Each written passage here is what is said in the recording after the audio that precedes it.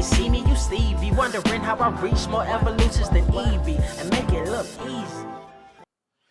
What is up, Earth's mightiest subscribers? It's Blerd without fear. Welcome back to the channel. All right, today's video, we're going to be talking about Fall of the House of X #2, written by Gerry Duggan with art by Lucas Wernick and color by Brian Valenza. So let's go ahead and get into one of the first things I really want to talk about is what's going on with Polaris, who refers to herself as the new Master of Magnetism. Now, I know some people will think to themselves, well, wait a minute, isn't Magneto the Master of Magnetism? But the thing we have to keep in mind is that Magneto has actually been dead for about roughly a year, at least in terms of publication. So right now, with no Omega level Master of Magnetism in full effect, right now, that actually technically makes Polaris the next in line, considering she is not only just his daughter, but compared to other people with magnetic capabilities, Polaris is the most powerful among them, with her father having recently been killed off. Polaris unleashes every trick in Magneto's playbook, and one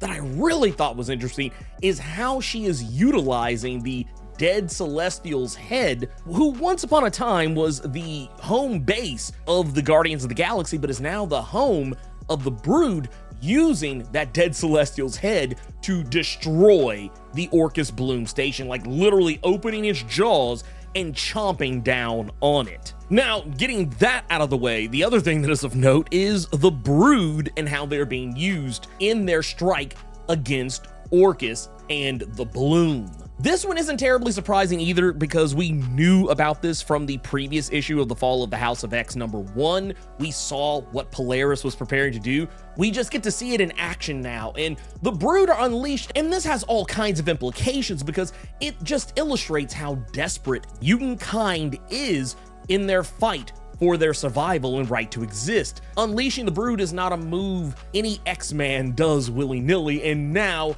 that the Brood are mostly under control thanks to Brew, all things we've seen over the course of Gerry Duggan's X-Men as well as Jonathan Hickman's X-Men.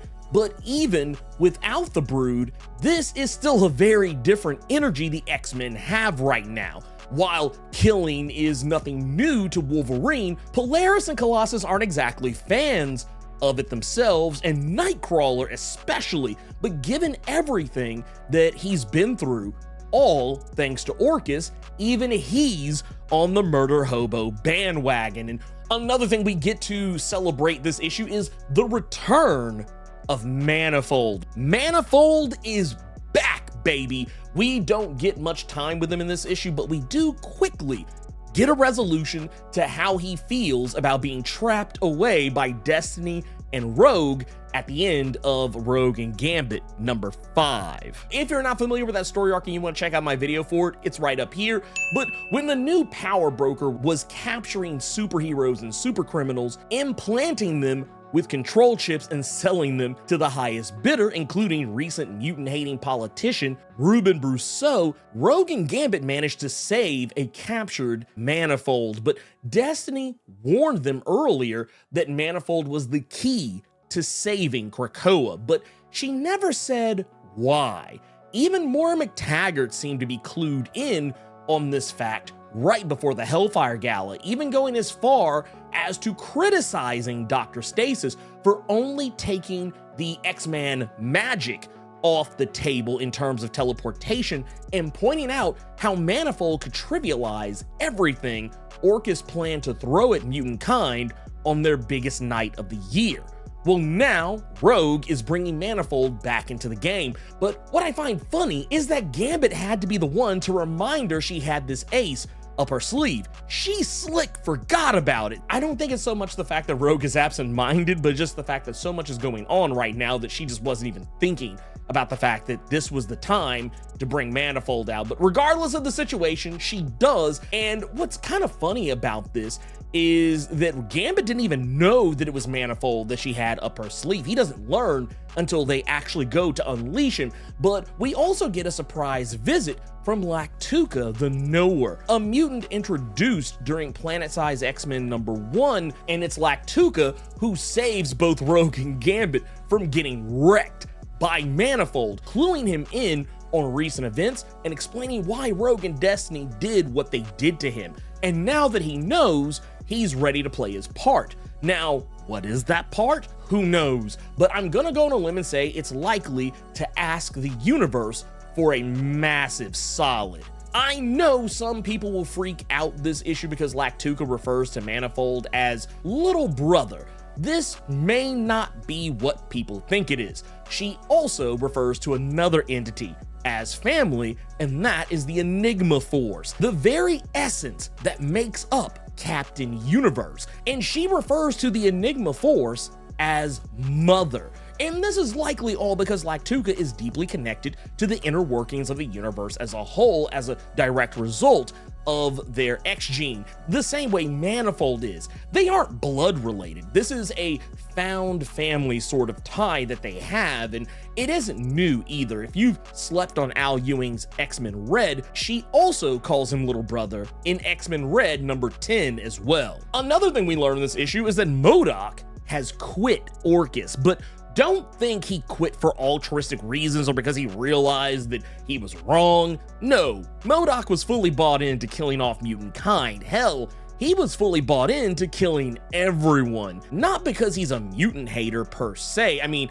he does hate mutants, but he also hates everyone. He's a mental organism designed only for killing, and he got to do a lot of it, not only just killing mutants, but killing lots of people. And by his own admission, he got to do it and had the law on his side thanks to how ORCHIS had manipulated the governments across the world. This is something that he's never really gotten to do before. He's only quitting because he sees the writing on the wall, and he may have had a sore spot about Arcade not being included in all this, which I'm also shocked ORCHIS never tried to recruit, but I'm also not shocked at the same time because, as Modok says in his letter, Dr. Stasis felt that Arcade's attire was all wrong to be a part of ORCHIS, which is funny considering Arcade and Fei Long have very similar taste in fashion, but Modok leaves the door open for a return and even promises he'll be back sooner rather than later. We'll have to wait and see on the where and who, and while I think it will very likely happen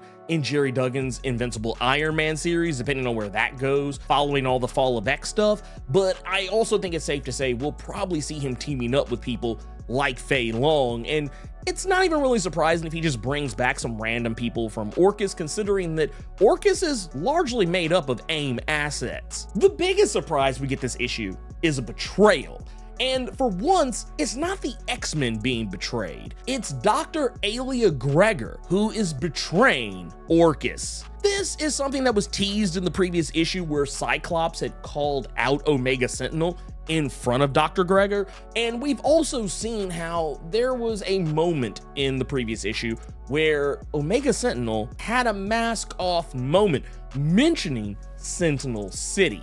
Something that got Dr. Alia Gregor's ears perked up because this all just reeked of something very anti-human. Now, in regards to Sentinel City, those familiar with Universe X will immediately call that to mind, a city forged by Magneto from his destruction of an army of Sentinels in the Savage Land, but Omega Sentinel clearly doesn't have that in mind.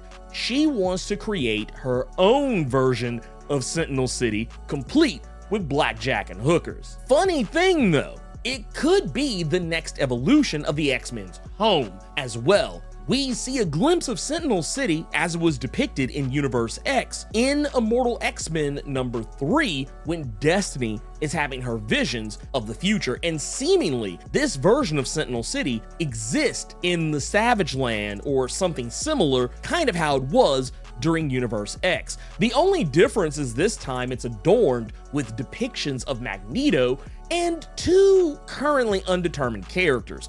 One possibly being Apocalypse, maybe even Omega Sentinel herself. It's hard to tell because of how the statue is obscured, and another one that looks eerily like the back of a standard Sentinel's head. That said, as of this issue, we've effectively seen everything Destiny saw in her visions during Immortal X-Men number 3 in some way, shape, form, or fashion, and that's pretty awesome because it just kind of showcases the long-term booking that's going on here that I think fans don't realize has actually been going on. I feel like there are some people who feel that Jerry Duggan and Kieran Gillen and Cy Spurrier, so on and so forth, have just been making shit up as they go along. And the fact of the matter is, they haven't. This is all stuff that has been in the workings for the last 2 or 3 years. None of this stuff that's happening right now is by accident or in any response to negative criticism of what was going on during the X-Men Hellfire Gala of 2023. Either way, Dr. Gregor has already smelled something rotten last issue with the Mega Sentinel, and we already know the AI component of ORCHIS